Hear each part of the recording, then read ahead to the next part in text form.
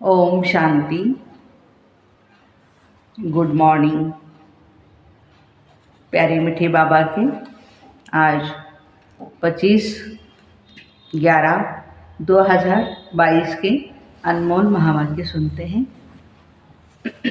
मीठे बच्चे, अवगुणों को निकाल, साफ दिल बनो, सच्चाई और पवित्रता का गुण धारण करो तो सेवा में सफलता मिलती रहेगी। साफ दिल, सच्चाई, पवित्रता। प्रश्न है, तुम ब्राह्मण बच्चों की कर्मातीत अवस्था कब और कैसे बनेगी? उत्तर, जब लड़ाई का सामान पूरा तैयार हो जाएगा, थर्ड वॉर, तीसरा महायुद्ध, तब तुम सबकी कर्मातीत अवस्था नंबरवार बन जाएगी। अभी रेस चल रही है। कर्मातीत बनने के लिए पुरानी दुनिया से बुद्धि निकल जानी चाहिए। शिव बाबा जिनसे 21 जन्मों का वर्षा मिलता है, उनके सिवाय दूसरा कोई भी याद न आए। पूरा पवित्र बनो। गीत है आज का, मुखड़ा देख ले प्राणी जरा दर्पण में। ओम शांति। जबकि बेहद का बाप बच्चों को मिला है और बच्चों ने पहचाना है, अब हर एक महसूस करते हैं हम कितना पाप आत्मा थे और कितना पुण्यात्मा बन रहे हैं। जितना जितना श्रीमत पर चलेंगे उतना जरूर बाप को फॉलो करेंगे। बच्चों के आगे एक तो यह चित्र है और दिलवाड़ा मंदिर भी पूरा यादगार है। गीत भी गाते हैं, दूर देश के रहने वाले अब पराये देश पति शरीर में आए हैं।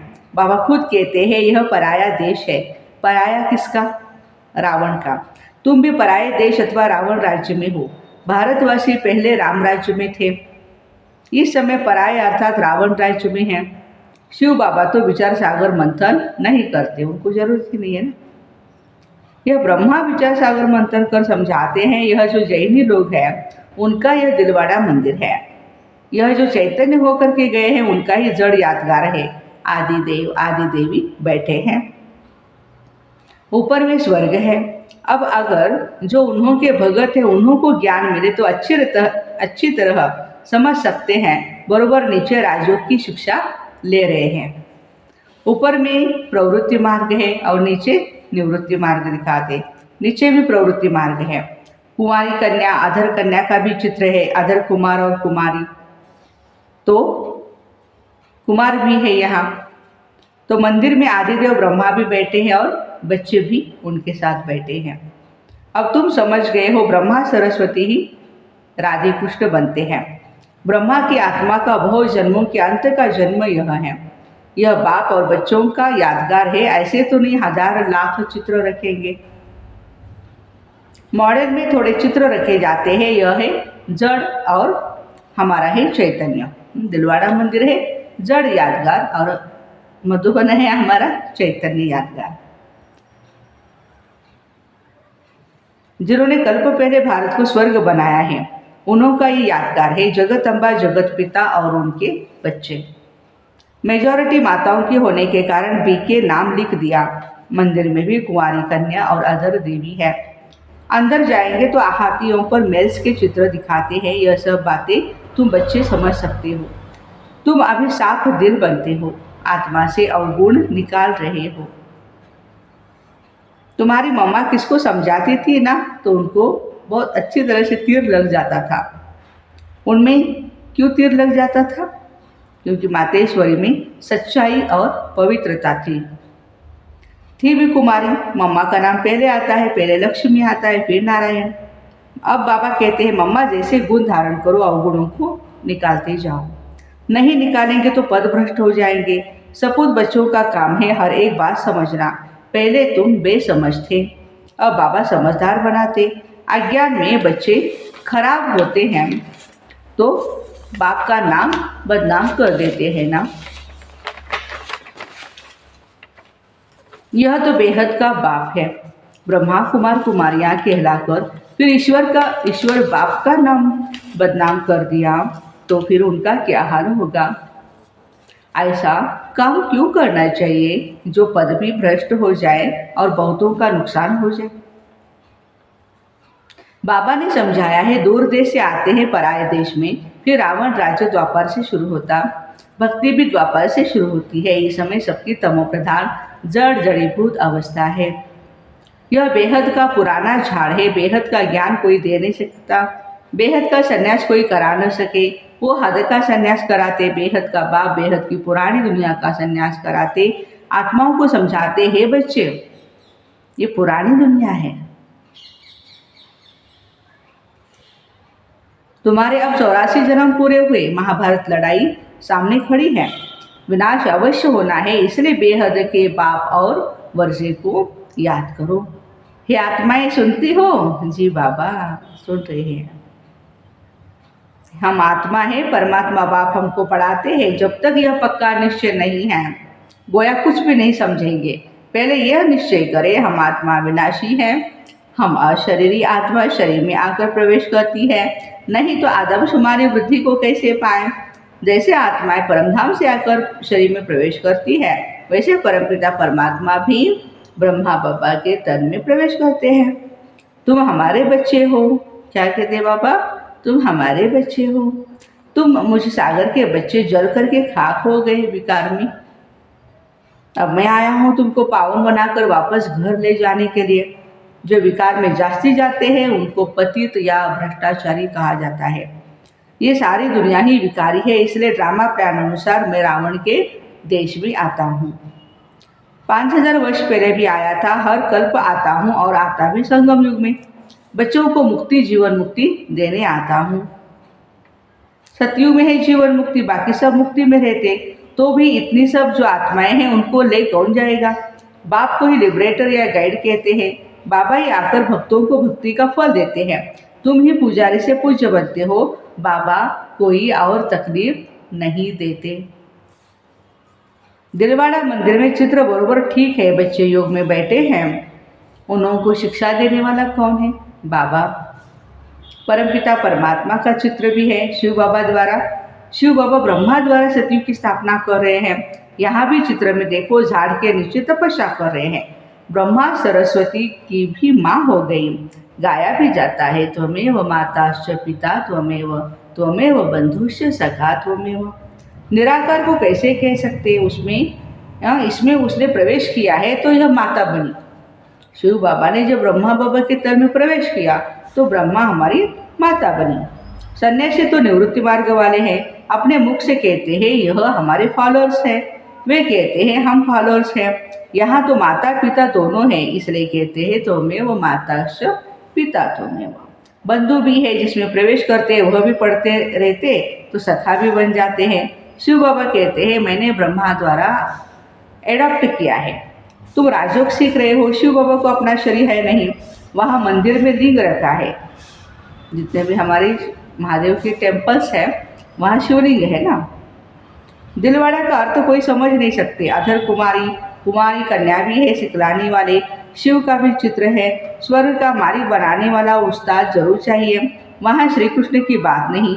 जहाँ ब्रह्मा बैठा है वहाँ श्री कृष्ण कैसे आए? श्री कृष्ण की आत्मा तपस्या कर रही है सुंदर बनने के लिए। अभी वह शाम है, ऊपर में वैकुंठ के सुंदर चित्र है। ब्राह्मण ब्राह्मणियाँ ही फिर देवता बनेंगे। तुम्हें ऐसे बनाने वाला सबसे ऊंचा है, तो यह दिलवाड़ा मंदिर भी सबसे ऊंचा है। तुम बच्चे ज्ञान तो सबको देते हो, लेकिन कई समझते हैं कि ज्ञान में आकर पति पत्नी दोनों साथ रहते, पवित्र रहे, यह तो बहुत बड़ी ताकत है। परंतु यह नहीं समझते कि यह सर्वशक्तिमान बाप की ताकत है। बाबा देखो स्वर्ग की कितनी भीति देते हैं। तो बच्चे पवित्र बनो, स्वर्ग के मालिक बन जाएंगे। माया के तूफान तो बहुत आएंगे। बाबा कहते बच्चे तुम कितना फर्स्ट क्लास थे, तुमको क्या हो गया? बाबा झट बताएंगे। इस समय ब्राह्मणों की माला में नंबरवार कौन कौन है, परंतु सब कायम नहीं रहेंगे। कमाई में दशाएं बैठती है ना, किसको राहु की दशा बैठती है तो फिर छोड़ चले जाते हैं पुरानी दुनिया में।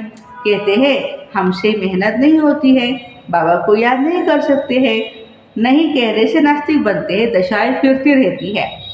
माया के तूफान आने से धीरे हो जाते हैं बच्चे। अगर भागंती हो गया तो समझेंगे शाम बन गया। यहाँ आते हैं सुंदर बनने के लिए। तुम ब्राह्मण कुल वाले शाम से सुंदर बन रहे हो। यह बहुत जबरदस्त कमाई है। बच्चे जानते हैं मम्मा बाबा लक्ष्मी नारायण बनेंगे। बच्चे कहते हैं बाबा हम भी आप जैसा पुरुषार्थ कर जरूर तख्त नसीन बनेंगे, वारिस बनेंगे। परंतु फिर भी ग्रहचारी बैठ जाती है, चलन भी अच्छी चाहिए। तुम्हारा धंधा है घर घर में संदेश पहुंचाना। शिव बाबा को याद करो तो विकर्म विनाश होंगे। विनाश सामने खड़ा है, तुम सबको निमंत्रण देते रहो। तुम्हारी दिन प्रतिदिन वृद्धि होती जाएगी, सेंटर्स खुलते जाएंगे। यह इतना बड़ा मकान भी कम पड़ जाएगा। आगे चल कितने मकान चाहिए। ड्रामा में आने वालों के लिए प्रबंध भी जरूर चाहिए। बच्चे अपने लिए सब कुछ कर रहे हैं तो बच्चों को बेहद की खुशी होनी चाहिए, परंतु माया घड़ी घड़ी बुद्धियों तोड़ देती है। अभी माला बन नहीं सकती, अंत में रुद्रमाला बनेगी, फिर विष्णु की माला बनेगी। बाबा कितना अच्छी रीति समझाते हैं। अम्बा के मंदिर के आगे भी अपना सेंटर होना चाहिए जो सबको समझाया जाए। तो अभी यह ज्ञान ज्ञानेश्वरी है, वहाँ भी भीड़ मच जाएगी। तुम सिर्फ काम करो, देखो तुम सिर्फ काम करो, पैसे छम छम करके आ जाएंगे। टेंशन लेने की ज़रूरत नहीं है तो कैसे चंदा इकट्ठा होगा, कैसे कर पाएंगे। बाबा कहते करना चालो तो करो। ड्रामा में पहले से ही नोंद हुआ है, तुम 10 सेंटर खोलो, बाबा ग्राहक दे देंगे। परंतु सेंटर ही नहीं खोल सकते कि कलकत्ते जैसे शहर में तो बहुत सेंटर खोलने चाहिए। हिम्मत दे बच्चे, मदद दे बाप, किसको भी टच कर देंगे। काम तुमको करना है, करने के लिए आप तैयार बैठो, बाबा कराएंगे। बहुरूपी के बच्चे तुम बहुरूप धारण कर सर्विस कर सकते हो, कहाँ भी जाकर बहुतों का कल्याण कर सकते हो। जैनियों की भी सर्विस करनी है, बहुत अच्छे बड़े बड़े जैनी हैं, परंतु बच्चों की इतनी विशाल बुद्धि नहीं है जो सर्विस करे। कुछ न कुछ देहाभिमान रहता है। क्यों नहीं सेवा होती है, देहाभिमान है। अच्छा मीठे मीठे सिक्के दे बच्चों प्रति माता पिता बाप दादा का याद प्यार और गुड मॉर्निंग। रूहानी बाप की रूहानी बच्चों को नमस्ते। हम रूहानी बच्चों की रूहानी माता पिता बाप दादा को याद प्यार गुड मॉर्निंग और नमस्ते। वाह बाबा वाह, शुक्रिया बाबा शुक्रिया।